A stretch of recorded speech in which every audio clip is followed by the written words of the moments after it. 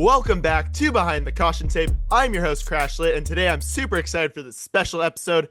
I am joined by UC San Diego and USC men's basketball alum Bryce Pope.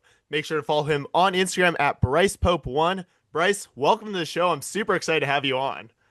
Yeah, thanks for having me. I'm really excited to talk to you, Crash. Yeah, definitely. I mean, you've had quite a career. Obviously, it's just come to an end, but definitely a lot I want to ask you about, especially considering how you got to USC. So let's go Yeah. back to the beginning, really. Like, what got you into basketball and how old were you? Yeah, I started playing at a pretty young age. I probably started playing competitively probably later in grade school, fifth or sixth grade. And yeah, I played all the sports growing up. I was fortunate that my parents kind of threw me in all the sports, but played basketball and soccer up until probably eighth grade, and then kind of made a decision around that time that basketball would probably be in my best interest to keep playing. So I'm glad I made that decision. And then what made you stay with it growing up? Like, even just when, times got tough, maybe you just weren't, like when you were a kid, just when maybe you just weren't playing the way you hoped, I guess. Yeah, I mean, I was lucky. I hit a pretty big growth spurt early in high school, from freshman to sophomore year of high school. I grew about 5 inches or so, 3 to 5 inches, and obviously basketball, that helps. And so I think that was helpful because I had all the skills that I had when I was shorter, and then when I got that extra bit of height, it paid dividends for me on the court. Gotcha. And then now I want to ask you about what your recruiting process looked like coming out of high school and what led you to choose UCSD. Yeah, I was getting recruited by some Division I schools, mid-major mostly. I actually got offered by the Naval Academy, Navy, and then Army, West Point as well, and then my third offer was UC San Diego, and that was in the summer going into my senior year of high school. And when they offered, I think it was cool because I was a homegrown kid, grew up in San Diego, so it was kind of a no brainer at that point when they offered. And also I knew they were moving to the Big West Conference, which is a good conference, and so all those things considered. It was a no brainer, like I said, and I was really happy to stay home and play in front of my friends and family every night. And then what was that like joining a program that was in transition of going from D2 to D1 and joining the Big West?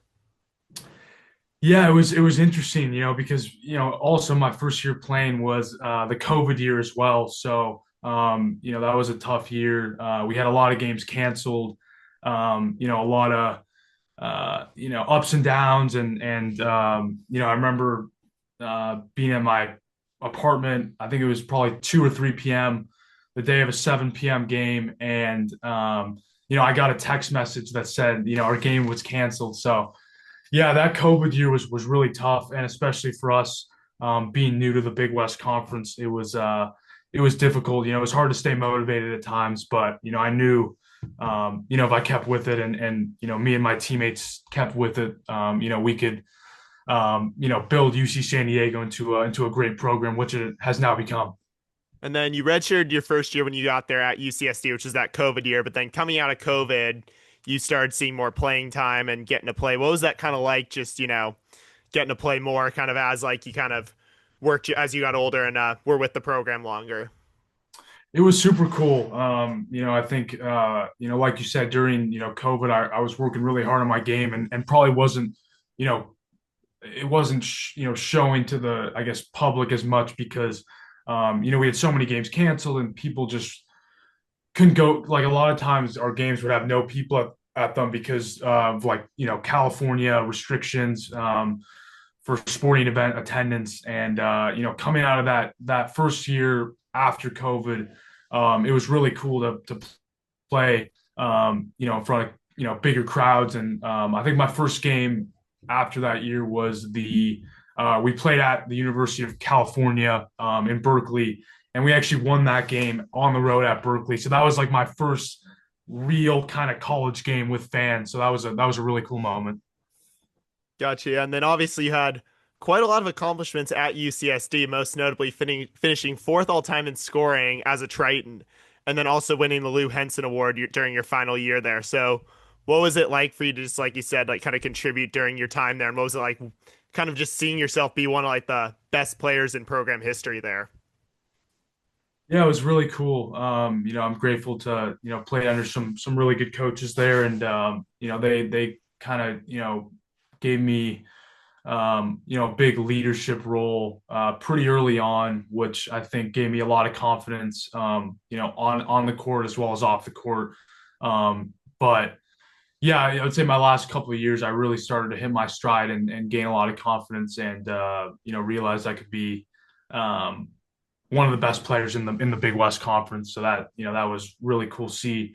It was really cool to see that play out, and yeah, it was. I'll always love UC San Diego. It was a really special place. So then, obviously, for your final year of eligibility, you decide to go to USC. What drew you to USC, especially considering just all the circumstances going on right at that time? Andy Anfield had just left for SMU. Eric Musselman was hired a few days later, and most of the roster from the previous team, except for Harrison Horner and JD Plow, also skipped town. So, what was that like to come into that program, and what drew you to it? Yeah, it was definitely interesting. The whole transfer portal is very interesting. It's kind of like speed dating. You don't really have a lot of time talking to, these programs and these coaches. I took USC was my first visit I took, and then I flew out to the University of Maryland to do my second visit. Those were the only two visits that I did. But I think the brand of USC and how great of a school it is, really showed through and came through in that recruiting process. With me growing up in Southern California, like yourself, Crash, we know how much history that USC has, and just the rich tradition that you hear about since we were little kids. And I think all that plus Eric Musselman, Coach Musselman, big name, huge name in college basketball. All that, kind of, really, put me over, and yeah, got me excited to play for USC. And then what was it like, playing with just a bunch of new guys? Whereas at UCSD, I'm guessing it was much more generally. There's core of the guys every year were still kind of there, even obviously guys were graduating and stuff. But what was it like, just playing with pretty much 15 new guys that for the most part never played together? It was interesting. It was cool. It was cool to meet a lot of new and very interesting people with diverse backgrounds, and we had a lot of grad transfers. We had some freshmen. We had some sophomores and juniors. So it was cool to kind of see all that sprinkled in, and it was cool to also see our coaches kind of deal with that, and I kind of look at it as like as Coach Musselman being the CEO of a company, and like all these different people are coming in, and he's kind of he has to mold all of these pieces together into what he thinks can make the most successful basketball team. So it was cool. It was I'm grateful for the experience. Met a lot of great people, like I said, and I hope to stay connected to all my teammates as we all move on with our lives. In addition, you also kind of said like you kind of never really left San Diego prior to coming to SC. So what was that adjustment going from San Diego and moving to LA? That's a good point. Yeah, I grew up in San Diego, like you said, and then also stayed for my undergraduate at UC San Diego. So it was cool to see Los Angeles and see a different city, even though it's pretty close. But yeah, I had a great time in Los Angeles. I've had a great time in Los Angeles, and it's a big city. It's one of the biggest markets in the United States, along with New York. And yeah, it was a great experience, and I'm grateful that I got to live here. Yeah, and then obviously now kind of turning towards like what it was like playing for USC. What was it like just even, moving into a much in a more competitive conference like the Big Ten, like this year going from yourself like in the Big West? Yeah, it was a lot different. The Power Four conference, with the Big Ten, ACC, SEC, and Big 12. It's all those conferences are it's the highest level of college athletics, and yeah, it was a big adjustment for me as a player, and I know not just me, some of my teammates as well. You're going and you're playing in these large venues like the University of Purdue, University of Illinois, hosting Michigan and Michigan State. It was very different, and it was cool. It was cool to see these big time schools that we got to play against, and the Big Ten has a rich tradition of basketball excellence. So it was cool to be a part of it. Then how did you and your teammates, one thing I'm curious, and this is something that's come across all sports from just, following USC over the last few years, is just like how the travel was. Like what was that like for you guys just, have to, obviously travel much further than, USC would have if had they stayed in if they were, still in the Pac-12 right now. It was a lot of travel. It was.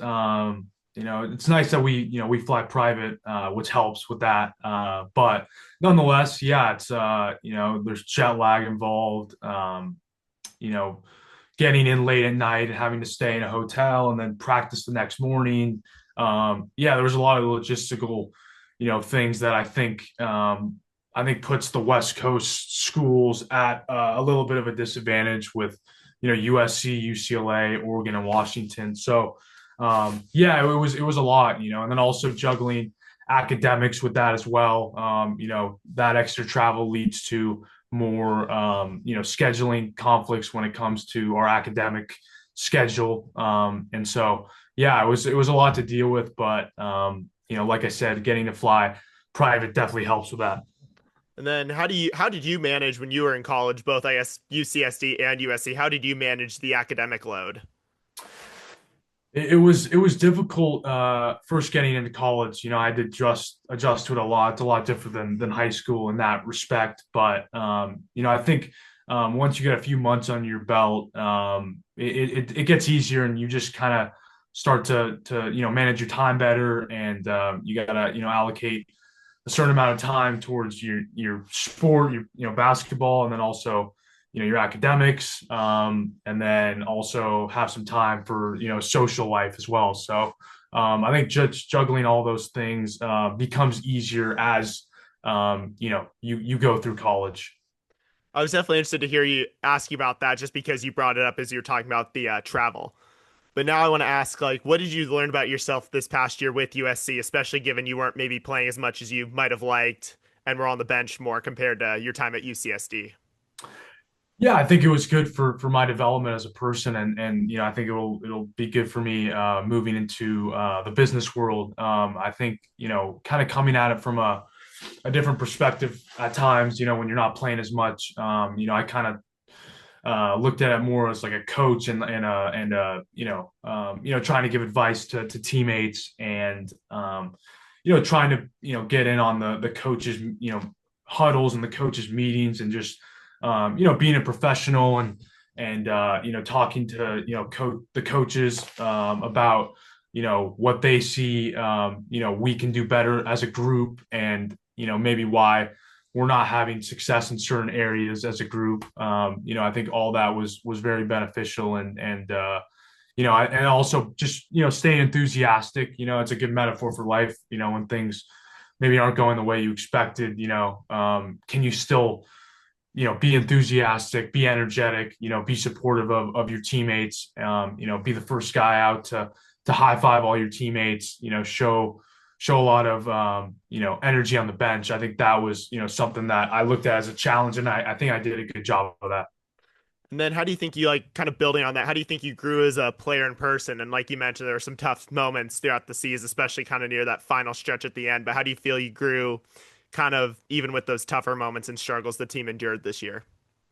Yeah, I think, yeah, like you mentioned, we started, we had some good bright spots this season as a team, and then we also had some some spots where we could have been better. There was a stretch there in the middle of conference play when we were in a good spot to perhaps be, an NCAA tournament team, and then we lost some games that we probably shouldn't have, and yeah, the morale of the team was tested for sure, and yeah, it was disappointing for sure. You never want to have to watch March Madness on TV, and you want to be there in person, participating in it. And but what were some of your favorite moments with the team this year? Because there were definitely some highlights, as at least for me personally as a fan. But I'd like to hear what you had to what you thought was like highlights for you.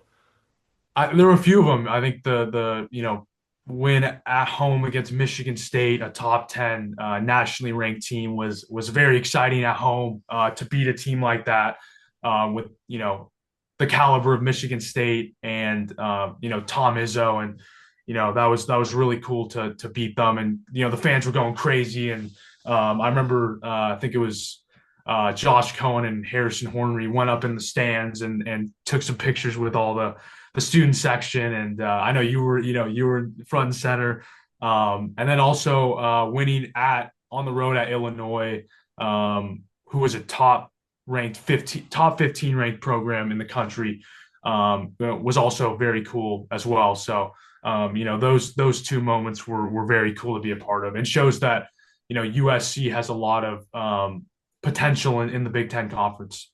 I absolutely agree with that. And yeah, on that, yeah, Michigan State, I remember, yeah, Josh and Harrison got in the crowd. I got a photo of them just completely hyping up the students. It was like really cool. But that was like that was probably my highlight of the year at least going as a fan. Yeah, that was a special moment for sure. That was surreal. And now I do want to ask, what was it like playing for Eric Musselman, and then how did it compare to your experience under Eric Olin? It was different, and they're both great in their own ways. I mean, Eric Olin, my old coach at UC San Diego, actually is he's now the head coach at the University of New Mexico, which I'm happy to see him move up in the basketball world. But yeah, I mean, both great in their own ways, both different styles. Eric Musselman's he's a very big name, like I said, in the basketball world, especially college basketball. And I took a lot from Coach Musselman. I looked, I kind of, like I said, I looked at him like the CEO of a company, and I would kind of study how he would approach people on a daily basis, how he would approach our team, how he would approach some of the discussions he'd have with his assistant coaches. So yeah, I try to look at him and try to learn as much as I could from him. And then Coach Eric Olin, yeah, he was big for my development. I mean, he took a chance on me in high school, and he gave me a lot of freedom to play through mistakes, and my last couple of years there, he kind of gave me the keys to the UC San Diego basketball program, which was very cool and exciting. And yeah, I'll be forever grateful for the trust that he instilled in me. All right, now I kind of want to ask you a bit about kind of what you kind of studied both at UCSD and USC. Yeah, so at UCSD, I my undergraduate degree was in real estate and development, which is the profession that I plan to go in post college, and that I'm currently working in right now. And then my degree at USC was a master's in entrepreneurship and innovation at the Marshall School of Business, which was also very cool, and I met a lot of amazing people in that program, and as you know, Crash, the USC alumni network is unbelievable, and I got to meet some very interesting people with cool stories. So both those degrees that I have from UC San Diego and USC will bode well for me as I continue along with my professional business career. And then now I do want to ask you, what were some of your favorite moments from your time at USC that weren't related to basketball? I had a lot of, yeah, I had a lot of fun.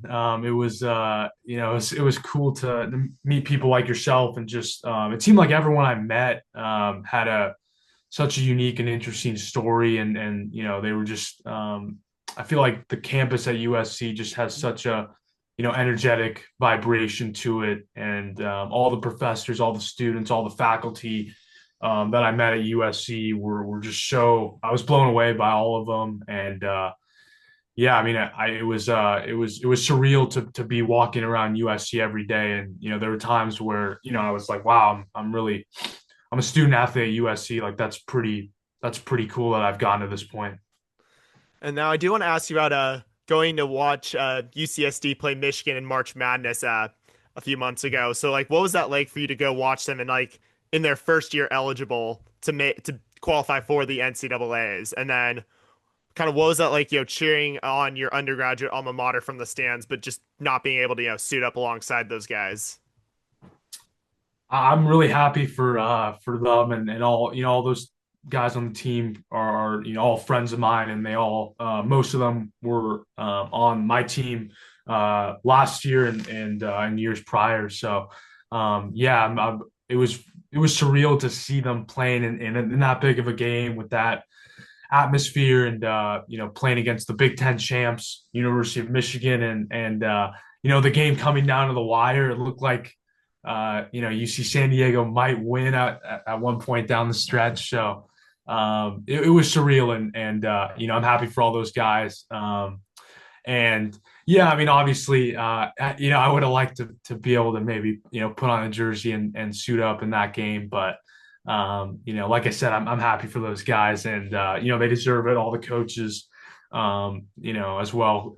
Clint Allard, who is taking over at UC San Diego this upcoming year. He's going to do a fantastic job, and he's the program's in great hands with him. I was just really curious because I remember you were pretty public about making sure you were there, and then there was that great athletic article on you that really detailed like how like I remember it was like if I remember read it correctly, like you told Eric Musselman like I'm sorry, coach, I have to go to this. Is that right? Yeah, something like that. I don't know if I know him and I shared some good laughs about the interview and the article, but Coach Musselman was happy that I was able to go out there and to Denver and witness it and be a part of it. So we had some good conversations, and Coach Musselman was not upset at all. He was glad I got to go and support my alma mater. And then how often are you in touch with everyone at UCSD? Yeah, I'm in touch with them quite a bit. I talk to my, especially the coaches. Yeah, I'm constantly staying in touch with them. Just had phone calls with both Coach Eric Olin and Coach Clint Allard this past week, and so yeah, I stay very close to them. I mean, those guys are family to me, and they, without them, I would not be in the position I am, not just in my basketball career, but in life in general. So I now want to ask you, were you ever thinking about going pro at all? And if so, what was that process like? It was always kind of in the back of my head throughout my career. I know it is very difficult to play professional basketball, especially at the higher levels, whether that be, in the NBA or, in the G League or high level overseas where guys are playing in Italy and Spain and whatnot. But yeah, I never really was set on it. I knew that it was something that, like I said, was in the back of my mind. My coaches at UC San Diego and USC, they seemed to be encouraging me to try to play professionally, but just the way my career ended, and kind of the skills that I've been able to learn off the court in the classroom have kind of, I think, thrown me in another direction where I'm excited to get started with my business career. I'm working in I just started in commercial real estate private equity, and so I think for my my journey and my development and my growth as a person and my career. I think it's intelligent for me to start my professional career in business right away. So that's kind of the decision that I ended up making. So how's that been? That kind of that experience, just having to have a day job every day and just having to just kind of just be out there on your own figuring it out.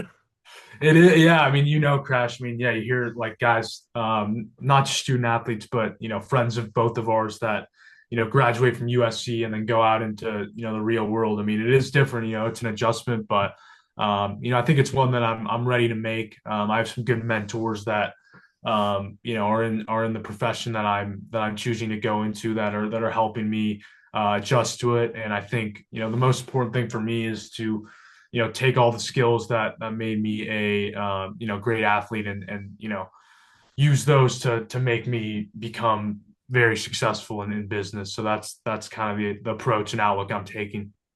Gotcha. And then I do want to ask you about looking towards the future of USC basketball. What do you think the key is for USC to have success in year two under Eric Musselman, especially considering it's looking like it's going to be a lot of new guys coming in again this year via the transfer portal? Yeah, similar thing. I think Terrence Williams, if I'm not mistaken, is the only returning player, similar to Harrison Hornery the year before.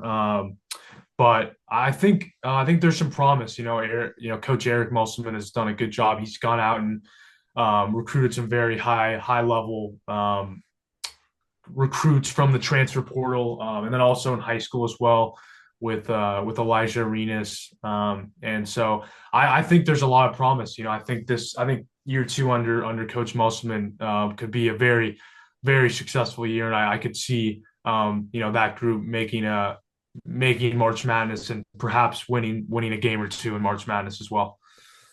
And then a couple more questions before I let you go. What's the best advice you've gotten throughout your life? Can be basketball related or not basketball related, academics, like anything. It's a great question. I think just staying humble and being patient. I think a lot of guys talk about this. For me, becoming a freshman at UC San Diego, it was very humbling to go from high school to college, and I think you have to be humble and you have to realize that you have to pay your dues. You have to work really hard. Whether that's working out outside of practice, one or two times a day. And you have to realize that, you pay your dues, you stay patient, you work hard, and eventually you'll see the fruits of your labor and you'll see, success in whatever you're doing. And then what's kind of your best advice you have to anyone who they look at Bryce Pope and they're like, I want to play college basketball? Similar to what I said. I mean, I think it'd be similar advice. I would say, you know, be um, be patient and stay open minded. Keep an open mind. Don't be stubborn. Find mentors and coaches that can help you and just do what they say and be willing to outwork people and stay be very confident. When you get to game time, I would say work really hard in practice, work really hard on your own, and then when you're under the bright lights, let it fly, be confident, and trust that your hard work is going to show through. All right, that's all I got for you, Bryce. Thank you so much for joining me on Behind the Caution Tape. It was really an honor to talk to you and just really hear about your unique journey on how you got to USC and what you're up to now. So best luck with your professional career. Thanks, Crash. Always great talking to you, man. Good luck with everything. Fight Thank you, on. Bryce. That's going to do it for us here on Behind the Caution Tape. Big thank you to Bryce Pope today for joining me here. Be sure to follow him at Bryce Pope1 on Instagram. Be sure to follow me at CrashLit. I'll see y'all on Monday for the Monday Rundown and fight on. Fight on.